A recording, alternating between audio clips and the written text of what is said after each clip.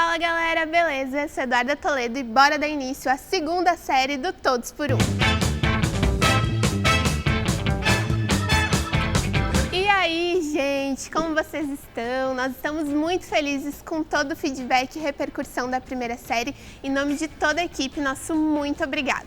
Muito obrigado, muito obrigado.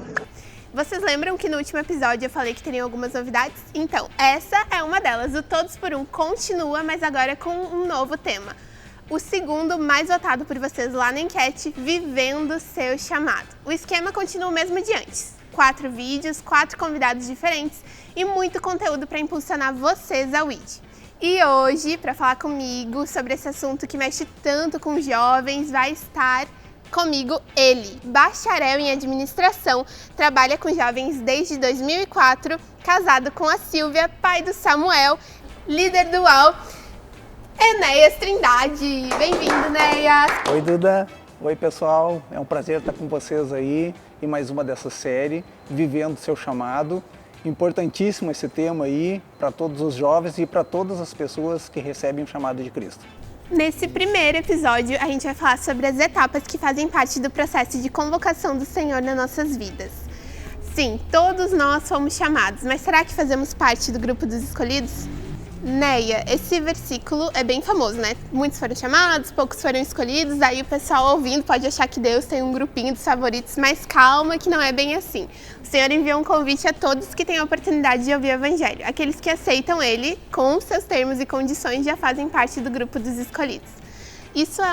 Entender isso é a primeira etapa para a gente viver nosso chamado, né, Neia? Mas o que a gente vê hoje são muitos jovens que estão, assim, inseguros em relação à convocação do Senhor.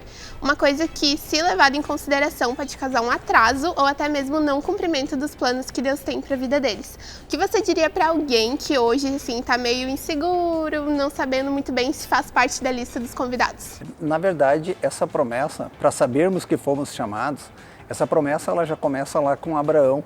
Quando Deus diz a Abraão assim que ele vai abençoar todas as famílias da terra.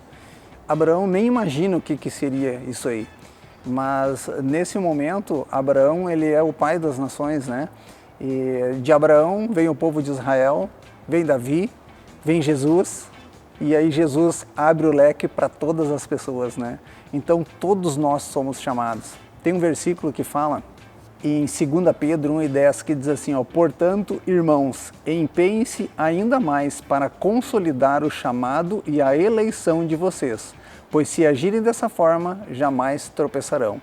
Então, se nós formos olharmos para a palavra de Deus, todos somos chamados. Depois que a gente entende que verdadeiramente fomos todos chamados, a próxima etapa é deixar tudo, né? E a gente vê isso, por exemplo, com Pedro e André, que quando foram chamados pelo Senhor, imediatamente largaram as redes e o seguiram. O mesmo aconteceu com Mateus, né? Que saiu do lugar onde ele trabalhava logo depois de ouvir o Siga-me. Então a gente entende que para viver o chamado é necessário renúncia, mas como a gente consegue identificar o que a gente precisa deixar para trás? Bom, para nós sabermos o que nós precisamos renunciar, nós temos que renunciar à nossa vontade. A partir desse momento que nós somos chamados por Cristo e nós conhecemos a Cristo, nós entendemos que nós temos uma escolha a fazer. E a nossa escolha é seguir a Cristo. E quando se segue a Cristo, eu vou seguir a vontade dele e não a minha. Então, na verdade, eu acabo anulando o meu querer, a minha vontade para seguir a Cristo, né? E eu creio assim que uma das primeiras coisas que nós precisamos não tem nem a ver com o não, e sim com nós seguir a Cristo, fazer a vontade dele, estar disposto a seguir a ele. Quando nós pensamos dessa forma, eu creio que essa é a chave para a gente cumprir para nós entendermos o nosso chamado e para nós cumprirmos o nosso propósito. Bom, então depois que a gente aceita o convite, decide viver ele verdadeiramente, deixando tudo que possa impedir isso para trás, a próxima etapa é amadurecimento. E esse é um processo normal e natural, né? Às vezes a gente esquece disso, porque ninguém começa essa caminhada com Jesus em níveis profundos. A gente vai evoluindo à medida que dedicamos tempo para o nosso relacionamento com ele.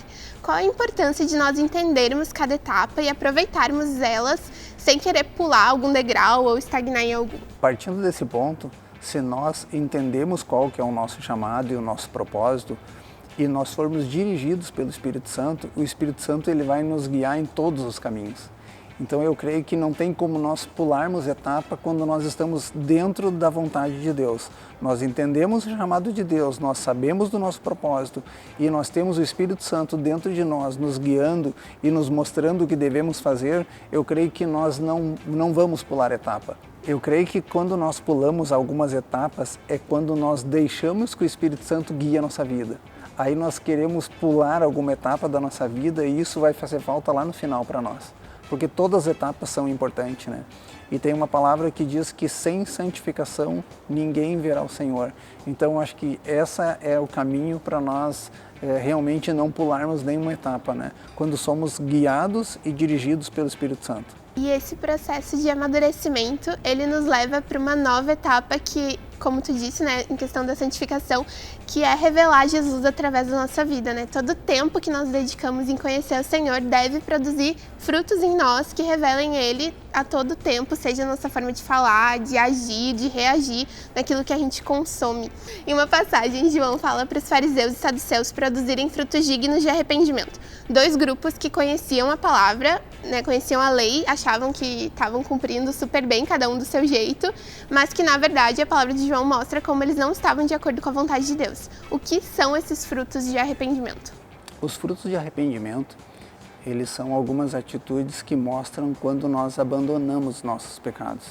Isso nos mostra que é um fruto de arrependimento. E quando nós estamos em Cristo, quando nós pecamos, nós automaticamente, aquilo nos incomoda, né? Então, o Cristo na nossa vida, ele faz com que nós nos arrependemos dos nossos pecados. Amadurecemos, crescemos, criamos raízes em Deus e a gente é levado então para a quinta etapa. Portanto, vão e façam discípulos de todas as nações, batizando-os em nome do Pai, do Filho e do Espírito Santo, ensinando-os a guardar todas as coisas que tenho ordenado a vocês, e eis que estou com vocês todos os dias até o fim dos tempos. Após passarem todo aquele tempo com Jesus, os discípulos são enfim comissionados. Uma ordem que não é só para eles, mas para todo mundo que decidiu seguir Jesus. Mas calma que sobre isso a gente vai falar no próximo episódio, porque esse aqui chegou ao fim.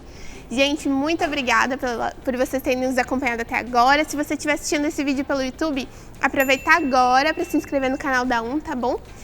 Se você conhece alguém que também está assim meio inseguro sobre seu chamado, não sabe muito bem qual direção deve ir, comenta, marca ele aqui nos comentários.